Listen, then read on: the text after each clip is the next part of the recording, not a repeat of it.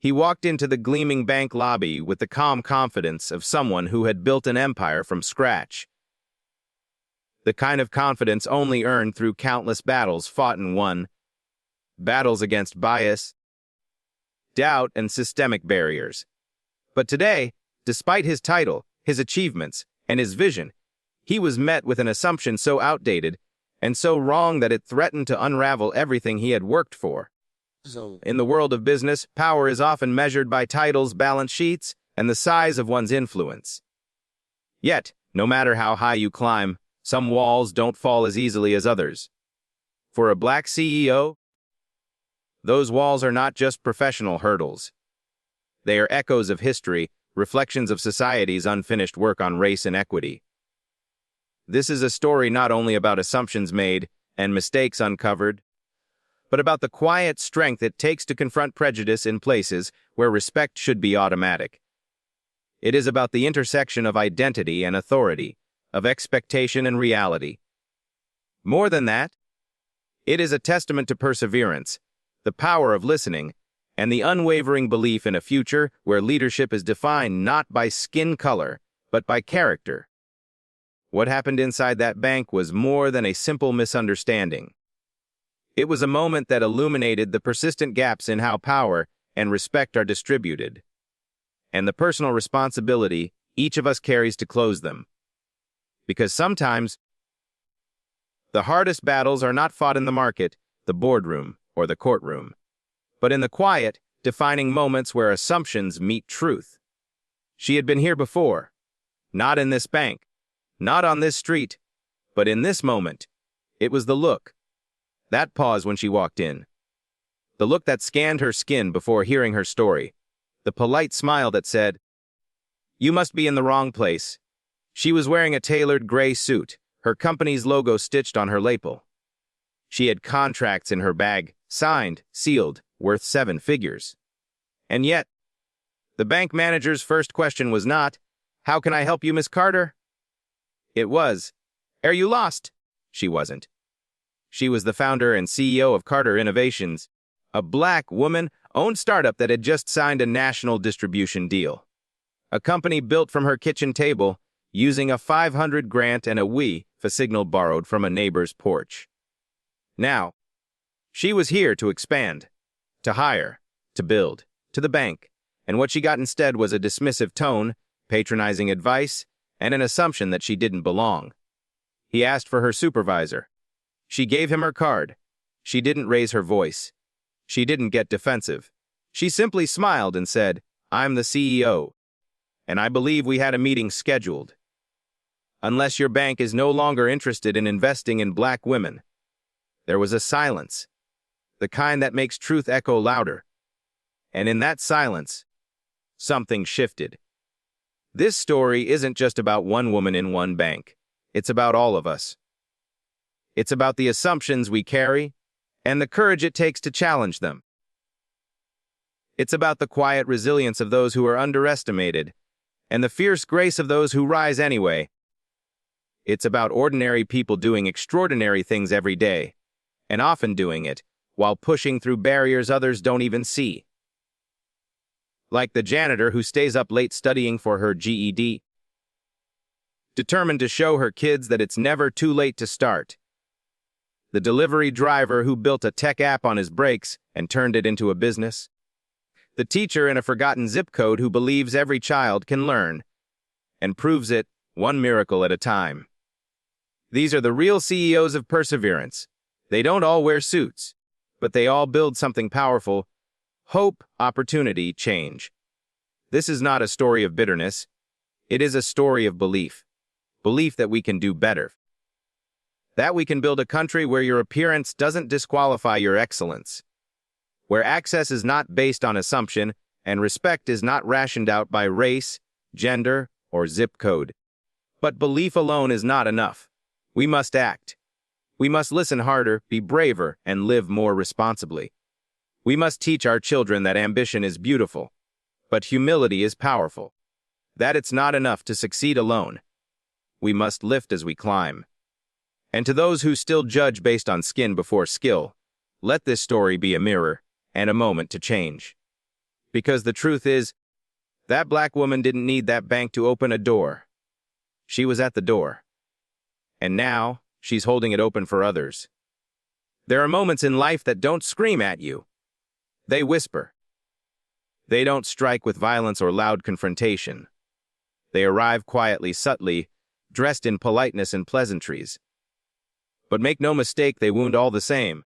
So, this is the nature of the silent barrier, the invisible wall of assumption, prejudice, and bias that too often meets people before their name is spoken, before their story is known, before their value is seen. It is not the shouted slur or the blatant denial.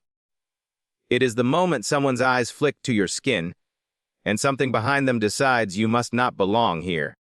It is when a black woman walks into a room with every credential, every qualification, every right to be there, and is still asked, "Are you in the right place?" It is when a name on a resume is enough to shift a hiring manager's tone from interest to hesitation. When a hoodie becomes a threat. When a dialect becomes a joke. When politeness becomes a mask for condescension. These moments are hard to point at, harder to prove, but they are deeply felt by millions every day. Because the silent barrier doesn't live in one place. It lives in institutions, yes, but also in boardrooms, break rooms, classrooms, courtrooms. It lives in the quiet calculations people make without realizing who they trust, who they hire, who they mentor, who they fear.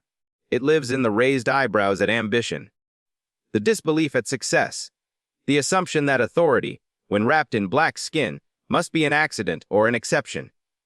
This is not just anecdotal. It is structural. Studies have shown that black business owners are less likely to receive loans, and when they do, the amounts are smaller and the interest rates are higher. Job applicants with black-sounding names are less likely to get callbacks, even when their resumes are identical. Black professionals report being mistaken for administrative staff, assistants, or interns in spaces where they are, in fact, the leaders. But data only tells part of the story. The rest lives in the wear and tear of these moments. In the emotional labor of having to constantly validate your own presence, your own worth. To explain again that you're the CEO. To repeat again that you're not here for an interview or to drop off a delivery. To smile through the surprise on their faces. To carry yourself with grace when what you really want is to scream. And perhaps the hardest part of the silent barrier is this: it gaslights you. It makes you wonder if you imagined it.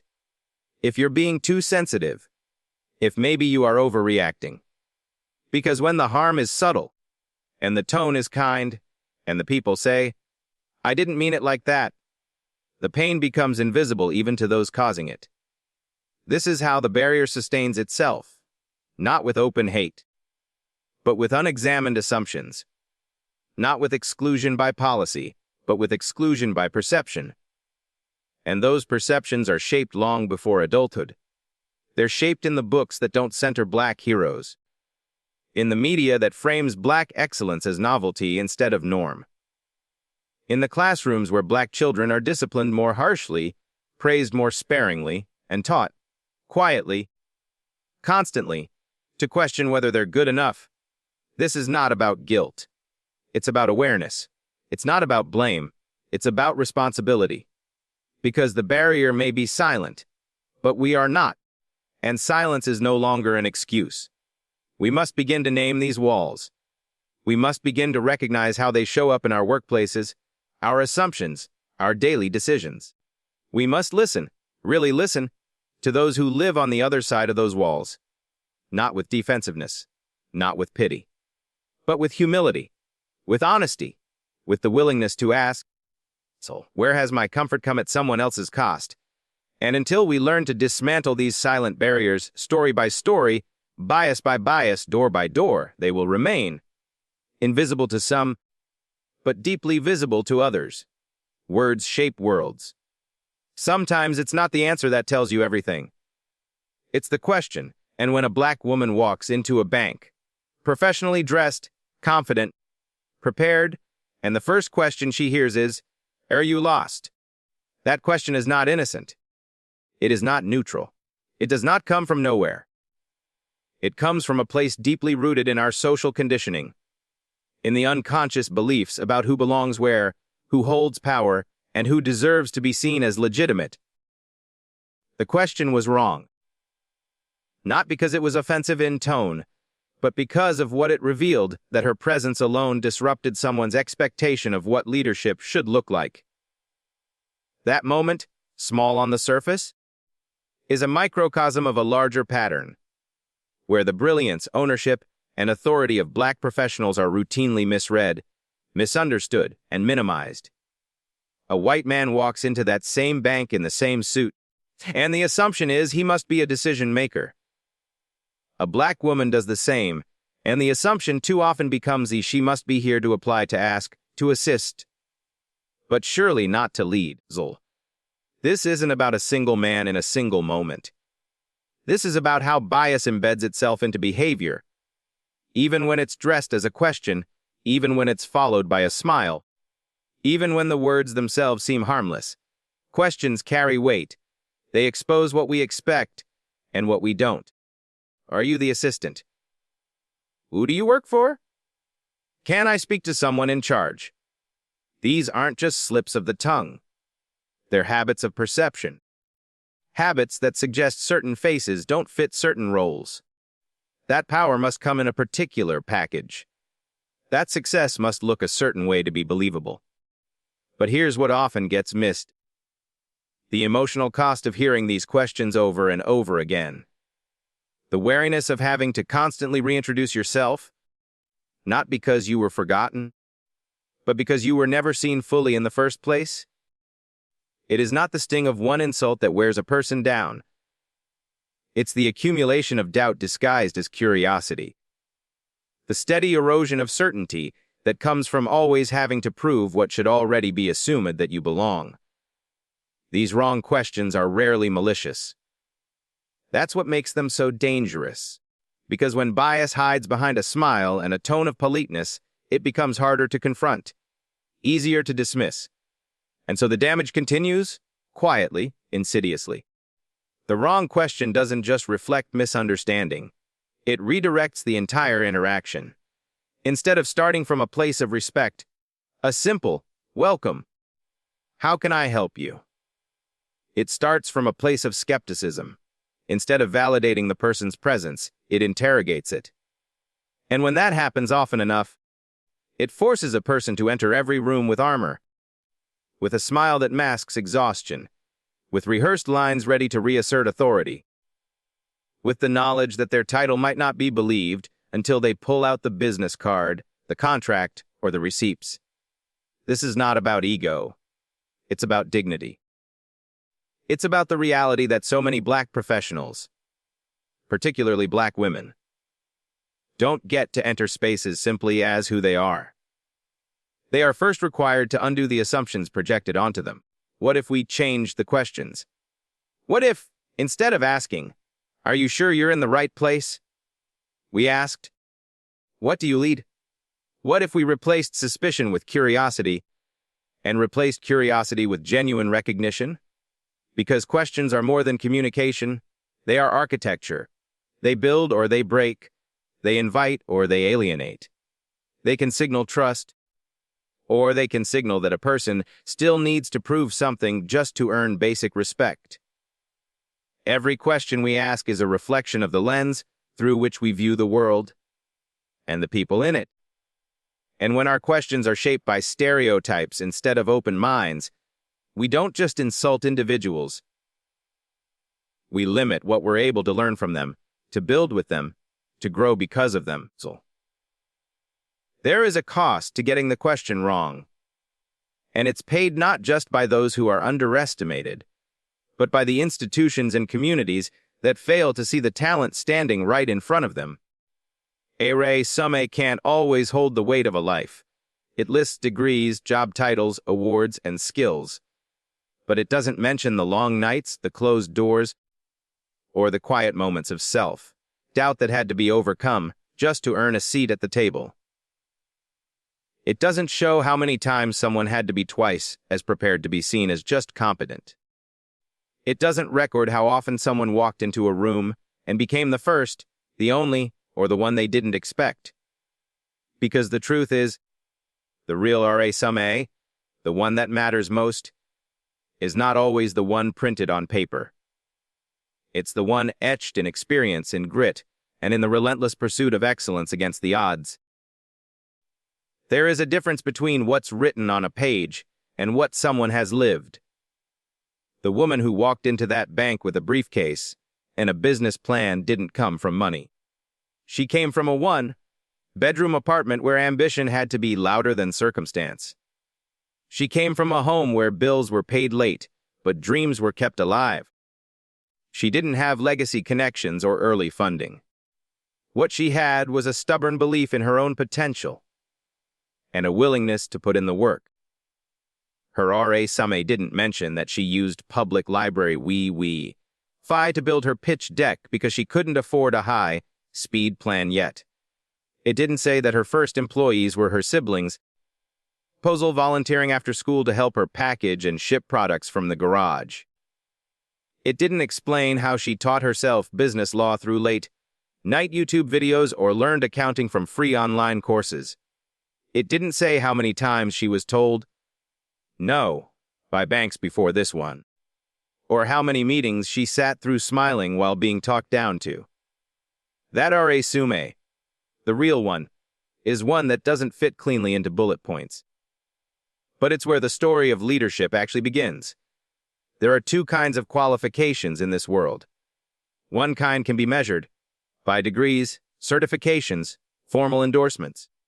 The other kind is forged through challenge, through rejection, through survival and reinvention. We are taught to measure people by the first kind, but it's the second kind that often tells you who someone really is. That's where you find resilience, vision, adaptability. Not because someone studied those words, but because they lived them. Some of the greatest builders in our communities didn't follow a straight path. They took the long way around. They worked 2 jobs while raising kids. They launched businesses with no capital and turned setbacks into strategy. They built something from nothing, and that's a line no RA ever writes for you. We often mistake Polish for preparation. But preparation looks different depending on where you start. Not everyone begins at the same starting line, and not everyone is handed the same playbook. When someone has to create their own path, every step forward carries the weight of what they had to leave behind and what they had to overcome just to get to the same door. This is not a lesser RA. It is often a stronger one. Because it comes with perspective, it comes with a different kind of intelligence. One that isn't just academic or corporate, but deeply rooted in resourcefulness. In the ability to lead without a map, to adapt when the rules change, to see solutions others overlook because you were never given the luxury to settle for the obvious path. And yet, far too often, this kind of experience goes unrecognized, dismissed as untraditional or unpolished, when it should be seen for what it is: extraordinary. This is where bias becomes a barrier again, not because the person isn't qualified, but because the definition of qualified is too narrow. It favors the familiar over the tested. It values prestige over perseverance. It overlooks the fact that surviving systems not built for you requires a different kind of brilliance. That brilliance deserves recognition. It deserves an opportunity. It deserves a seat at every table. Not because of pity or politics, but because of proof. The proof that comes not from paperwork, but from lived results. From what someone has built, overcome, and contributed. There is a reason why some leaders walk in with degrees from elite institutions, while others walk in carrying entire communities on their backs. There is value in both. But we must stop pretending that one is inherently more legitimate than the other. Every day, in neighborhoods across the country, people are building their RA in ways the system still doesn't know how to measure. They are pitching, managing, problem-solving, negotiating, adapting, without ever being formally taught, but never without learning. There is a kind of strength that doesn't raise its voice. It doesn't slam fists on tables. It doesn't need to declare its worth. It simply stands composed when the world expects it to crumble. Grace under pressure is not a performance. It's a decision. A decision to stay rooted in self-respect while navigating an environment designed to rattle your dignity. A decision to speak clearly when others expect you to shrink. To lead with quiet force, even when you're met with loud doubt. Grace under pressure is what it looks like when a black woman walks into a room that wasn't built for her, senses that her presence has unsettled expectations, and still chooses to take her seat at the head of the table without apology. It's not just poise, it's strategy. It's armor crafted through years of experience, of being underestimated, interrupted, talked over, questioned, and dismissed. It's the calm built from having to be the adult in rooms where others were allowed to behave like children. In moments of bias, it's easy, and often justified, to respond with anger, to match disrespect with confrontation. But those who carry the weight of representation often don't have that luxury. They know that if they raise their voice, it will be called aggression. If they assert themselves, it will be labeled arrogance. If they show frustration, it will be used as proof that they don't belong. And so they learn to master the art of composure. Not because they lack feeling, but because they've been forced to translate emotion into effectiveness. This kind of grace is not passive. It is precision. It is clear. It is choosing to let excellence speak louder than ego, not because it's easier, but because it's necessary. There is power in that restraint, the kind that refuses to give small minds the satisfaction of seeing you shaken. The kind that allows you to correct someone not with fire, but with fact. The kind that turns condescension into a teachable moment, and then moves forward without ever breaking stride. And that power does not come overnight. It is earned through experience. Hardened in the heat of boardrooms where credit was taken without thanks. Sharpened by interviews where qualifications were questioned more than celebrated. Reinforced by every moment where someone expected failure and was met instead with brilliance. Delivered with grace, not spite. It's the woman who replies calmly when asked, "Are you the assistant?" It's the executive who doesn't flinch when her authority is questioned before she says a word. It's the leader who continues to lead, even while navigating invisible barriers her peers never have to think about. Grace under pressure is not about being liked. It's about being centered. It's about knowing who you are so deeply that other people's discomfort cannot rewrite your value. It's about holding your ground not by force, but by presence. And in doing so, you don't just command the room. You shift its energy. Those who carry this kind of grace often do so without recognition. Their restraint is misunderstood as luck. Their strength is labeled as soft. But the truth is, it takes far more courage to remain composed in the face of disrespect than it does to respond in kind.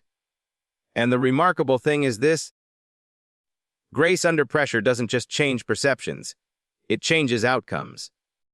Because when you refuse to let other people define your narrative, you keep control of the pen. When you stay steady, you force others to confront their own imbalance. And when you lead with integrity, consistently, quietly, unshakably, you do more than demand respect. You redefine it. There are those who lead by volume, and there are those who lead by example. And sometimes, the most powerful example is simply refusing to be reduced. That refusal, not loud, not angry, not even defiant, but steady and undeniable, has the power to reshape every space it enters. Because in the face of bias, expectation, and pressure, to lead with grace is to say, I do not need to raise my voice to raise the bar. There are moments that feel isolated. One person, one incident, one room. But when you zoom out, when you listen closely, you begin to hear something deeper: echoes. Echoes of voices that have said the same thing before. Echoes of footsteps walked by thousands. Echoes of tension that isn't new but inherited. echoes of a fight that began long before this moment and will continue long after. Because when a black woman is doubted in a boardroom, interrupted in a meeting, dismissed at a bank, or mistaken for anything but the authority she is, it is never just about her. It's about a system that has repeatedly placed barriers in front of people who look like her, speak like her, come from where she comes from. This is not a one-time misunderstanding. It is the modern expression of a long history, one that stretches from segregated schools to red-line neighborhoods, from denied GI Bills to underfunded black entrepreneurs, from exclusion in boardrooms to invisibility in textbooks.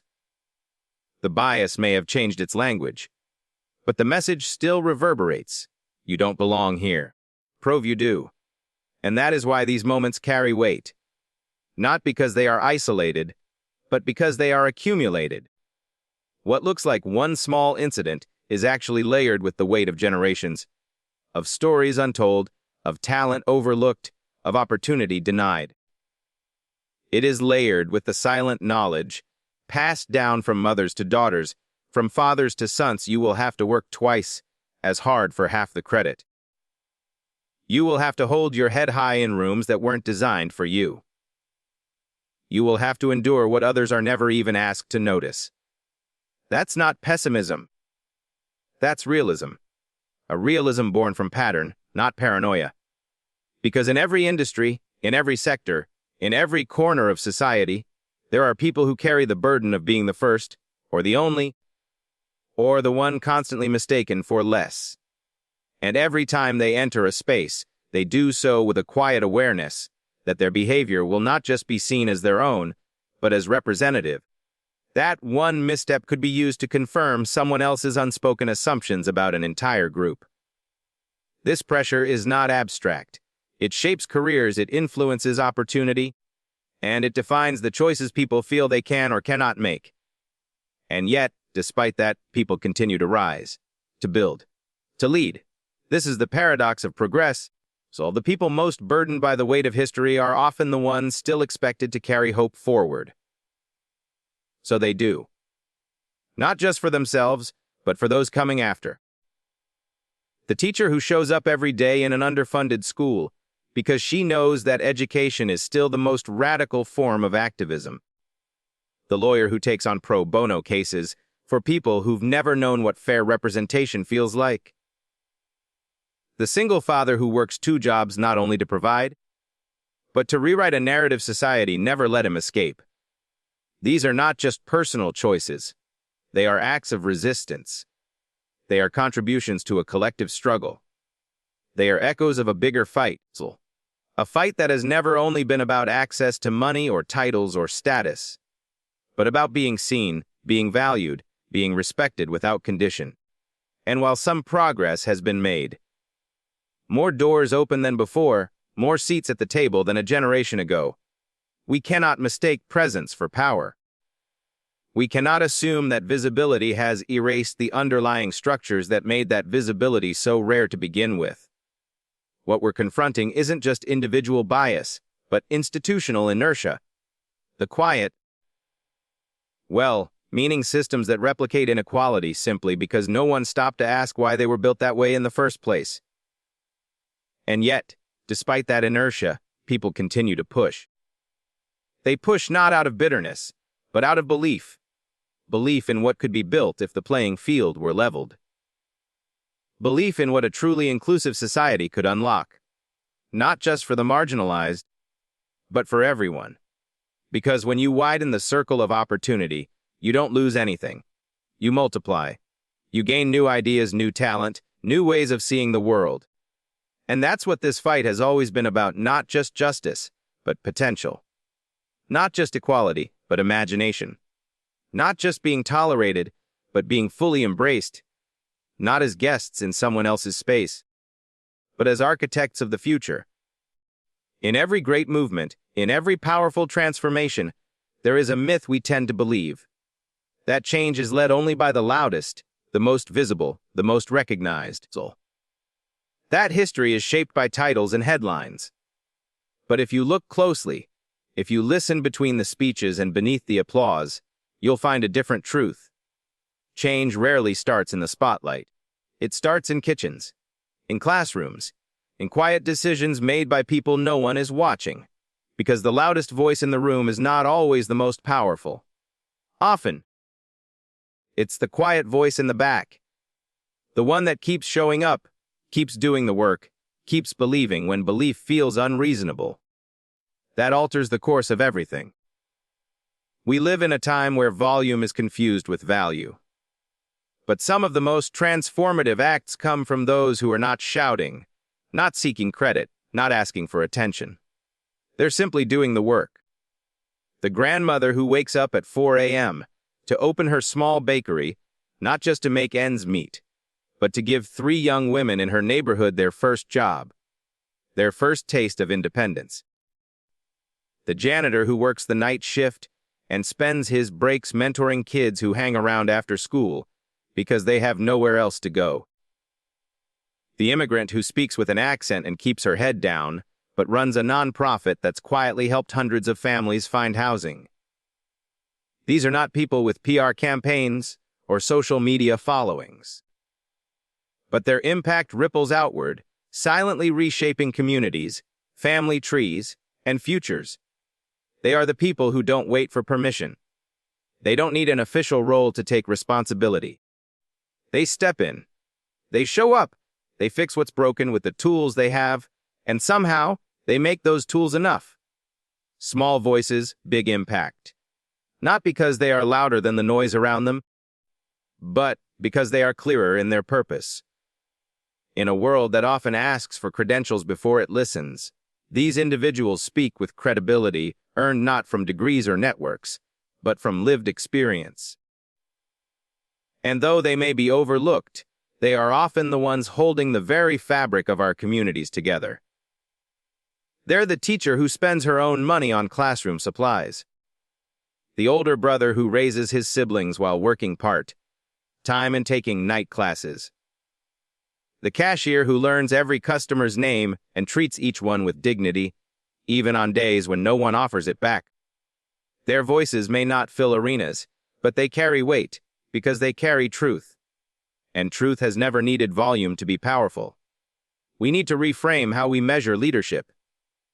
Leadership isn't always a title. It's a posture. It's the decision to take responsibility for something bigger than yourself. It's the courage to speak up even when your voice trembles, or to keep going even when no one seems to be listening. It's the understanding that doing something small with great intention can spark something greater than you'll ever see. Movements are not just built by icons. They're built by invisible acts of courage, daily, mundane, often thankless. The single mom voting for the first time. The retired veteran who tutors local teens. The high school student who starts a clothing drive in a school where students are too proud to ask for help. These are the architects of real progress. And they don't wait to be noticed before they act. They don't need to. Because what they're building isn't about ego, it's about service, about impact, about the quiet belief that things can be better and that someone has to start. So they start, and that is where real leadership lives. Not just in the celebrated stories, but in the forgotten ones. Not just in the rooms of power, but in the hallways, the sidewalks, the backyards, where people take whatever they have, a skill, a voice, a dollar, a minute, and use it to lift someone else just a little higher. These are not small voices. These are seeds. And when planted with love, when watered with faith, when given time, they grow into movements we didn't see coming, but always needed. There's a narrative we often hear, the one that says, if you just work hard, you'll succeed. It's simple. It's neat. It's comforting. And for many, it's true. But for others, particularly for those born into the margins of society, that promise is wrapped in conditions. Because hard work does matter. But hard work alone is not the equalizer it's often made out to be. Not when the playing field is uneven. Not when the starting lines are staggered. Not when the system, by design or by neglect, places barriers in front of some while laying red carpets for others. To succeed despite the system is to build while being blocked. It is to rise in spaces that were not built for your elevation. It is to navigate institutions that do not reflect your image and often do not recognize your value, until it becomes undeniable. It is being brilliant while black in a room where brilliance is only expected to look a certain way. To succeed despite the system is to walk into a bank with the right credit score, the right business model, the right projection sheets, and still be met with hesitance, scrutiny, and silence.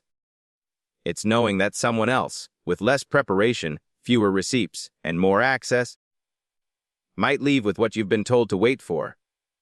It's being told to come back with a co-signer. It's watching doors open for others while being asked to prove, again and again, that you even deserve to knock. And still, despite that, people succeed. Not because of what the system offered them, but because of what they built outside it. Not because they were given the blueprint, but because they drew their own. Not because they were invited in, but because they stayed long enough to no longer be ignored. This kind of success carries a different weight. Because it doesn't just reflect talent or drive, it reflects endurance. It's layered with moments no resume captures. Moments of swallowing pride to survive meetings, of dressing down to appear less threatening, of coding confidence into every sentence, because even your silence can be misinterpreted. This success is forged, not inherited. It is being first generation everything. It is starting with nothing but a name and building a reputation so solid it can't be denied. It is pushing forward in industries where there are no mentors who look like you, no safety nets, no second chances, and no benefit of the doubt. And still, you show up, you build, you lead. This is what success despite the system looks like. It looks like young black founders creating multi-million-dollar tech platforms from apartments with inconsistent Wi-Fi, while being overlooked by the same venture capital firms that fund less prepared peers. It looks like students graduating top of their class, despite being tracked into remedial courses in elementary school. It looks like mothers working full-time while launching side hustles that become full-fledged companies, even as they navigate school closures, bias in healthcare, and limited childcare options. It looks like presence, where absence was expected. But what's often misunderstood is that this kind of success comes with no celebration at the finish line. There is no confetti, no parade. There's just the quiet realization that you've arrived, and you're still not fully accepted. Because even after breaking through, you are asked to explain how you got there. You are scrutinized for your success the same way you were doubted in your rise. This is the complexity of succeeding in a system not built with you in mind. You become the exception. You are held up as proof that the system works. Even though you know it took everything in you to overcome what was stacked against you. And that's the painful irony. So your excellence is used to justify the very system that made it so hard to begin with. Yet you don't stop. Because there is something deeper than achievement. There is a purpose. There is the awareness that your success is not just for you. It becomes a blueprint for someone else. A proof point that says, yes, it's possible. Not easy, not fair, but possible. That's what makes this kind of success different. It's not just about status or wealth. It's about what it signals. That brilliance cannot be boxed. That potential cannot be suppressed forever. That system can delay, but not define, greatness. Recognition for many arrives like a spotlight, expected, earned, celebrated on time. But for others, especially those who have spent their lives navigating systems that were not built with them in mind, recognition arrives late. If it arrives at all. Recognition delayed is not the same as recognition denied. But the delay carries its own weight, its own message, its own quiet erosion. To work twice as hard and be seen half as often. To outperform peers and still be told to wait your turn. To meet every target. Exceed every standard, and still be mistaken for someone's assistant when you walk into the room. Recognition delayed means your genius is real, but inconvenient. It means your leadership is evident, but uncomfortable for those who didn't expect it from someone who looks like you. It means your presence challenges assumptions people didn't know they were still holding. It is the experience of being in the room, at the table, contributing to the success, and still being introduced as someone's guest. It is being listed last on the credit when your ideas shape the outcome. It is being congratulated with surprise in someone's voice, as if excellence and your identity cannot exist in the same sentence without explanation. So, delayed recognition teaches you something that others never have to learn, that your value is not always visible to those who benefit from your invisibility. And so you learn to affirm yourself. You learn to build while being ignored. You learn to innovate without applause. You learn to pour into others what no one ever poured into you, because you understand what it means to grow without the light. But make no mistake, the delay is not without cost. When recognition is delayed, it reshapes how people see their own progress. Doubt becomes a permanent echo. You start to wonder if the silence means you're doing something wrong, when really, it's the silence that's wrong. There's something deeply human about wanting to be seen, not praised, not worshipped, just seen, accurately, fully, fairly. But when the world moves at a pace that only rewards familiar faces and voices, many are forced to wait. Wait for their leadership to be acknowledged. So wait for their contributions to be named. Wait for the day when they're no longer introduced by comparison. The first black woman too, or the only one in the room. Recognition delayed is often accompanied by a kind of loneliness, because success, when unrecognized, can feel like silence at the finish line. There is no parade, no podium, no speech, just the quiet knowledge that you did what needed to be done, and no one noticed but you. Yet people continue. Not because recognition is guaranteed, but because purpose isn't dependent on praise. They keep building companies. They keep mentoring others.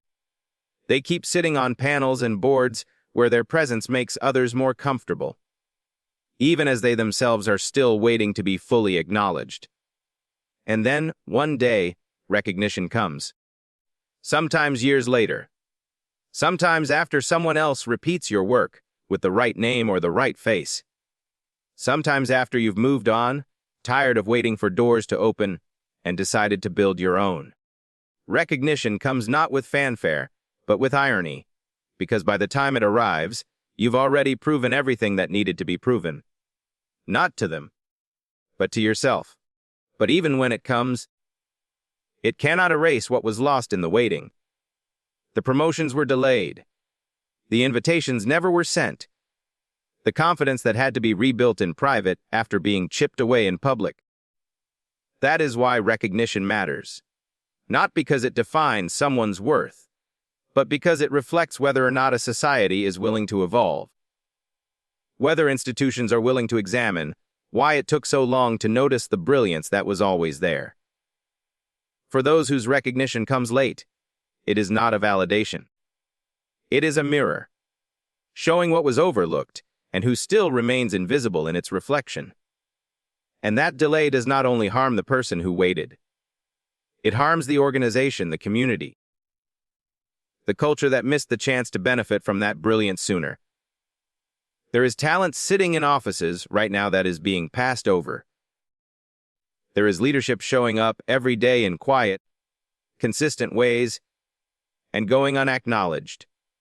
There are visionaries offering solutions that will not be heard until someone else repeats them in a different voice. Recognition delayed doesn't mean the work is less worthy. It means the system is less ready.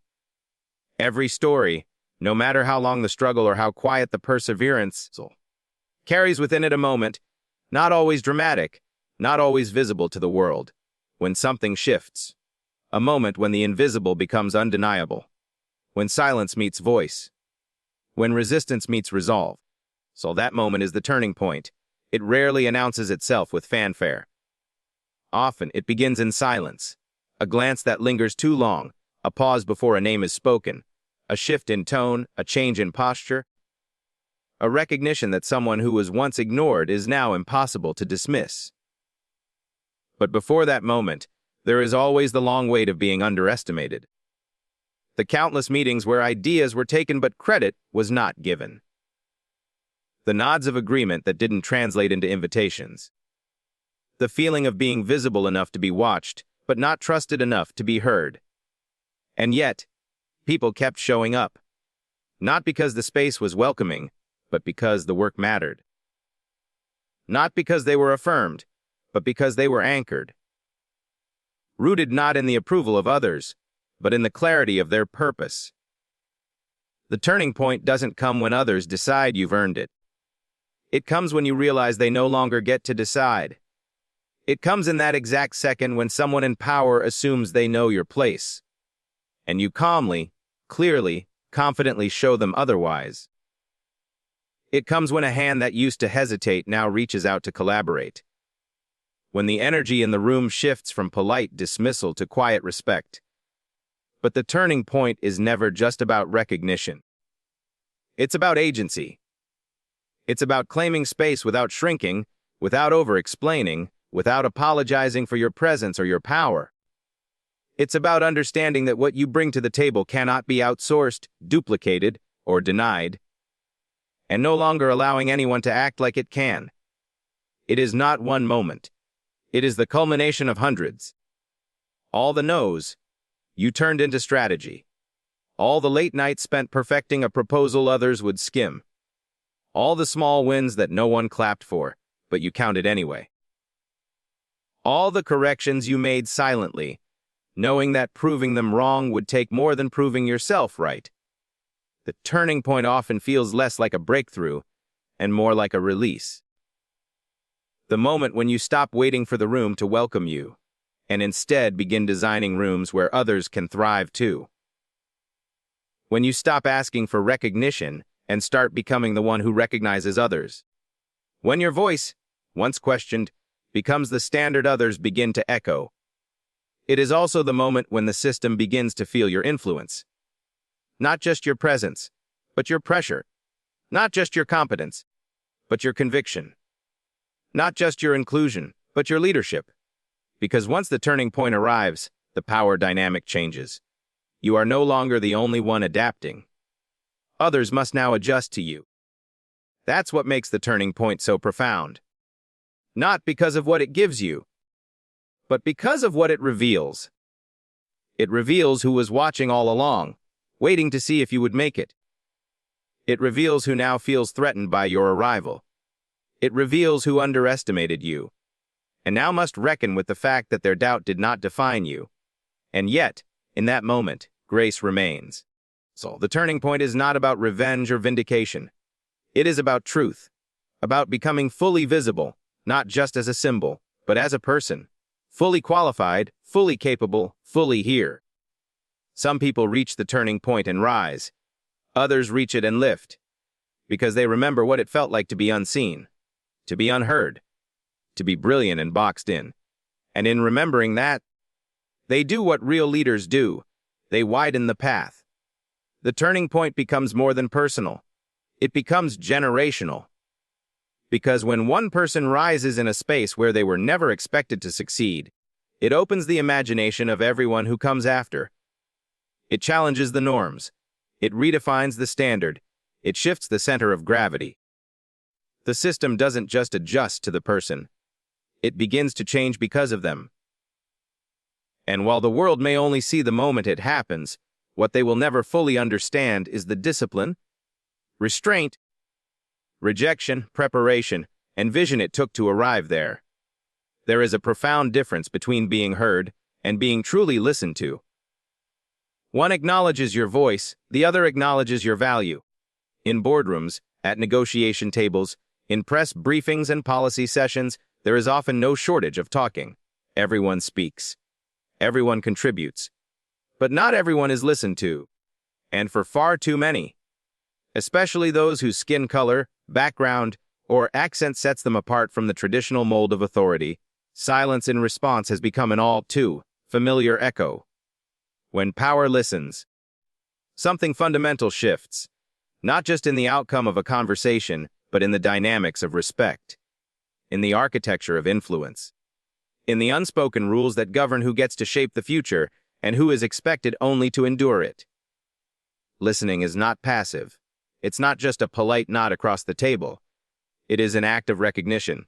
It says, I see you. I respect what you know. I am willing to be changed by what you say. And for people whose lives have been shaped by being dismissed, discounted, and disbelieved, being truly listened to is an act of justice in real time. But for that to happen, something more than individual openness is required. It demands a system that is ready to value truth over tradition. It demands leadership that can accept discomfort as the beginning of progress. It demands humility from those who've been taught their voice matters more, and courage from those whose voices have been silenced longest. When power listens, not out of performance but out of purpose, doors open that were never supposed to be unlocked. You hear it in the shift of a meeting's tone when a Black woman offers a strategy, and it's not only heard, but implemented. You see it when a CEO asks not just for feedback, but for partnership, understanding that inclusion is not an act of charity, but a catalyst for innovation. You feel it when the institutions that once spoke over people begin to speak with them, and the impact of that shift is not abstract. When power listens, policies change, funding flows differently, culture evolves. Equity stops being a mission statement and starts becoming a measurable practice. But before that happens, someone has to risk speaking. And that risk is real. Because speaking truth to power, especially when you've been conditioned to believe that truth is dangerous, takes more than confidence. It takes strategy. It takes discernment. It takes the courage to say something that might not be welcomed, knowing that silence was never protection, only postponement. The act of speaking is vulnerable. But when it's met with genuine listening, it becomes transformational. Listening changes not just the listener, but the speaker. When power listens, the speaker learns that their experience matters, that their insight holds weight, that their presence is not just symbolic, but necessary. And that realization is not just empowering, it's emboldening. Because once someone realizes they are being listened to, they stop censoring themselves to fit into spaces that were never meant to hold their full brilliance. They start showing up not just with opinions, but with vision, with demands, with solutions no one else could offer, because no one else lived what they've lived. Power listening is also about unlearning. It requires that leaders recognize the limits of their own lens, that they understand expertise can be found not just in boardroom experience, but in lived experience. That sometimes the best ideas will come from those whose names are not yet known, whose titles don't carry prestige, but whose clarity comes from surviving and navigating the very systems others only theorize about. Listening, when done right, is disruptive. It disrupts hierarchy. It challenges precedent. It dismantles the comfort of the status quo. But in doing so, it also unlocks potential. Potential that was always there, waiting to be heard, waiting to be taken seriously. When power listens, it becomes accountable, not just to results, but to people. It no longer views leadership as ownership, but as stewardship. It stops seeing inclusion as an initiative and starts seeing it as infrastructure. The measure of power is not just in how loud it speaks, but in how deeply it listens. Not just in who it commands, but in who it empowers. Not just in what it protects, but in what it is willing to change because someone brave enough told the truth. There is a temptation in this age to measure impact in real time, to look for the immediate result, the applause, the recognition that tells us we've done something meaningful. But legacy has never been measured in moments. Legacy lives in what endures after the spotlight fades. True legacy is not built at the moment. It's built beyond it. It's built in the values that outlast a title, in the change that remains long after the leader steps down, in the hands lifted higher, because someone else once held the door open and left it open for good. For those who've had to fight just to be seen, the idea of legacy carries a deeper meaning. Because their journey is not only about success, it's about survival, disruption, elevation. It's about creating space where space was once denied. It's about being the first. Yes, but also making sure no one has to be the last. Legacy begins in the private choices, the ones made far from cameras or accolades.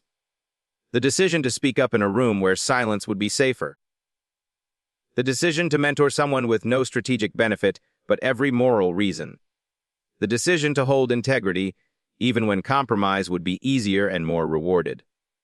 These are not moments that make headlines, but they create ripple effects that move through organizations, communities, even generations.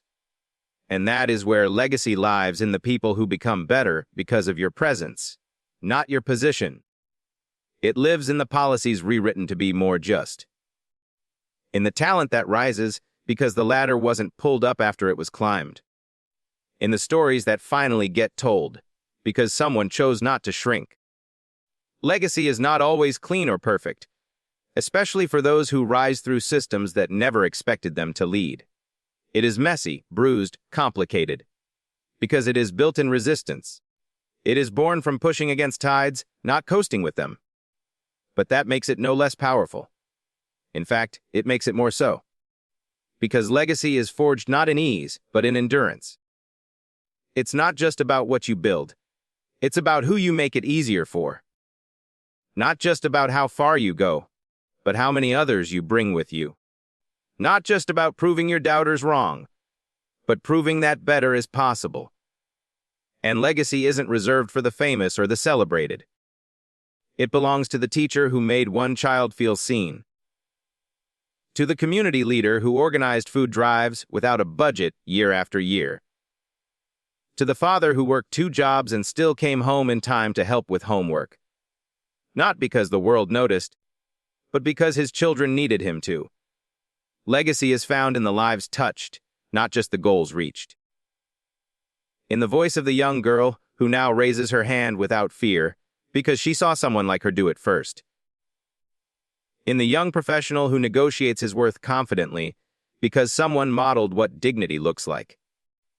In the systems slowly shifting, reshaping, because someone refused to accept them as they were, and that's what separates momentary success from enduring impact. A moment inspires. Legacy sustains. A moment can win the room. Legacy changes the room. A moment ends, but legacy begins where the moment ends. For Black leaders, especially those navigating spaces where they are still the exception, the burden and blessing of legacy come intertwined. The work isn't just personal, it's historic. It's cultural. It's layered with expectation and hope and responsibility that others may never fully understand. But it's also an opportunity to redefine what leadership looks like, to reshape what power feels like, to recenter the conversation not around visibility, but around value. Legacy becomes not about making noise, but about making meaning. It's in the way a team feels safe to disagree, because psychological safety became part of the culture. It's in the elevation of policies that prioritize people, not just profits. It's in the quiet confidence of someone who no longer doubts their place at the table, because someone before them refused to leave it empty.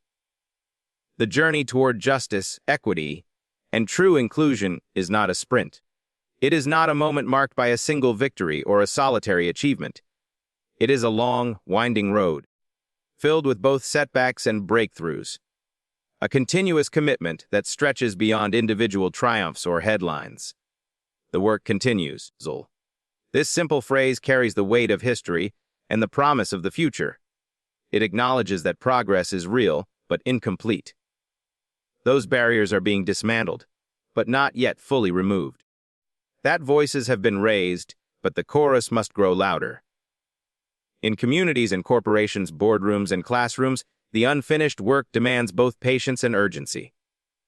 Patience because change, especially meaningful and systemic change, takes time. Urgency because every delay means lives affected, opportunities missed, and wounds left to heal. For Black leaders who have navigated a world often skeptical of their authority, the continuing work is both a burden and a mission. It is a call to carry forward the efforts of those who came before. Trailblazers who faced resistance with resilience, who held firm when the odds seemed insurmountable.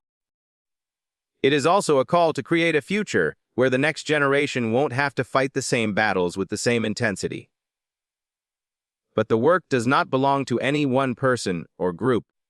It requires a coalition, people from all walks of life, all backgrounds, all perspectives, united not by convenience, but by conviction.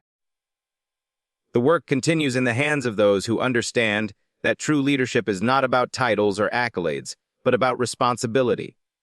Responsibility to speak when silence feels safer. Responsibility to act when complacency tempts. Responsibility to challenge systems that privilege some at the expense of others. The work continues in the commitment to lift others as you rise, to mentor, to sponsor, to open doors wide enough for many to pass through. Because progress is not sustainable when it's only about individual advancement. It's sustainable when it's collective. The work continues in the spaces where difficult conversations happen, where discomfort is embraced as a sign of growth, not failure, where history is confronted honestly and plans are made with intentionality, not just good intentions. It continues in recognizing that equity is not about equal treatment, but equitable treatment. Understanding that different people need different resources and opportunities to thrive. That true inclusion is not simply inviting diverse voices, but ensuring they are heard, respected, and influence outcomes. The work continues in building cultures that reject tokenism and embrace authenticity. Cultures where people bring their whole selves to work and feel safe doing so. Where differences are seen as strengths, not threats. Where innovation is fueled by diverse perspectives and shared purpose. But the work is hard. It demands resilience, courage, and endurance. There will be moments of fatigue. Moments when progress feels slow, when setbacks sting sharply, when the weight of responsibility feels overwhelming. Yet, these are the moments that call for renewed commitment. Because the alternative, giving up, turning away, accepting the status quo, is not an option. The work continues not only because it is necessary, but because it is possible. Possible because we've seen ordinary people accomplish extraordinary things. Possible because change is not the result of waiting for perfect conditions, but of persistent effort under imperfect circumstances. Possible because hope is not a passive feeling, but an active choice to believe in better, and to work for it. And in that work lies a profound truth: the future is not a gift, but a project. It is crafted day by day, decision by decision, action by action. Every conversation that challenges bias, every policy that prioritizes equity, every act of mentorship or advocacy, every moment of courage. They build on each other. They create momentum. They move us closer to a world where leadership, opportunity, and dignity are not determined by race, gender, or background, but by character, competence, and contribution. The work continues, not because the finish line is near, but because the journey itself shapes who we are and who we become. It defines the legacy we leave and the world we build for those who follow.